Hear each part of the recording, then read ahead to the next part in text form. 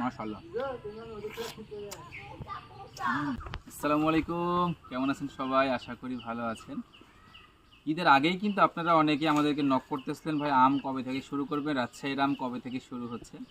আমরা কিন্তু আপনাদেরকে বলে রেখেছিলাম ঈদের পর থেকে আমরা ইনশাআল্লাহ গোপালভোগ আম শুরু করব। যদিও গোপালভোগ আম ঈদের আগ থেকেই কিন্তু পাড়া শুরু হয়েছে, বাট আমরা বলেছিলাম ঈদের পরে যখন কুরিয়ার সব ওপেন হয়ে যাবে আমরা কিন্তু আম নামানো শুরু করে দেবো, আম সরবরাহ শুরু করে দেবো। আজকে কিন্তু আমরা গোপালভোগ আম পাড়তেছি, পাশে দেখলে আমরা বুঝতে পারবো।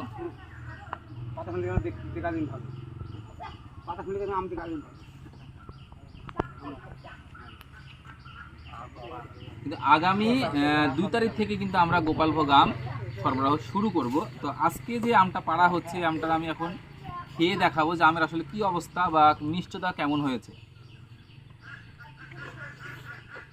মাশাআল্লাহ।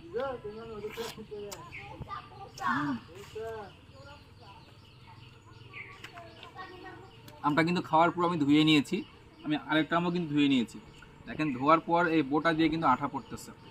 কখনো যখন আপনারা আম চাকু দিয়ে বা কোনো কিছু দিয়ে না কেটে খাবেন, এমনি দাঁত দিয়ে ছিলে খাবেন, অবশ্যই আমের এই সাইডটাতে কামড় দেবেন না। এখানে প্রচুর আঠা আছে, আঠাতে কিন্তু ঠোঁট ফুলে যেতে পারে বা বিভিন্ন কিছু বেরও হতে পারে। মাশাআল্লাহ মাশাআল্লাহ, অনেক রস। বাগানে বসে এরকম সুন্দর মাচাতে গাছের ছায়াতে বসে আম খাওয়ার মজাই আলাদা।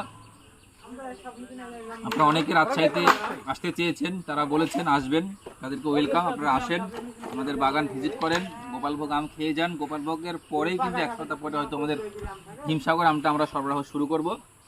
এখন গোপালভোগ চলবে, আগামী 2 তারিখ থেকে আমরা গোপালভোগ আমরা শুরু করব। আপনারা যারা গোপালভোগ আম, মিষ্টি জাতের গোপালভোগ আমের টেস্ট নিতে চান অবশ্যই আমাদেরকে জানাতে পারেন। যদি আর সময় নাই, কালকে 1 তারিখ, তারপরের দিন 2 তারিখ। দেখেন মাশাআল্লাহ মাশাআল্লাহ, অসাধারণ কালার এবং অনেক রস হয়ে গেছে।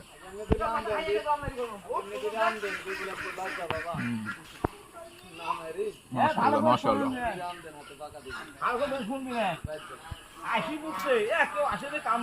বাগানে বসলে যখন আম খাবেন দেখবেন যে একের পর এক খেয়ে যাচ্ছেন, কিন্তু পেট ভরতেছে না, মনে ভরতেছে না।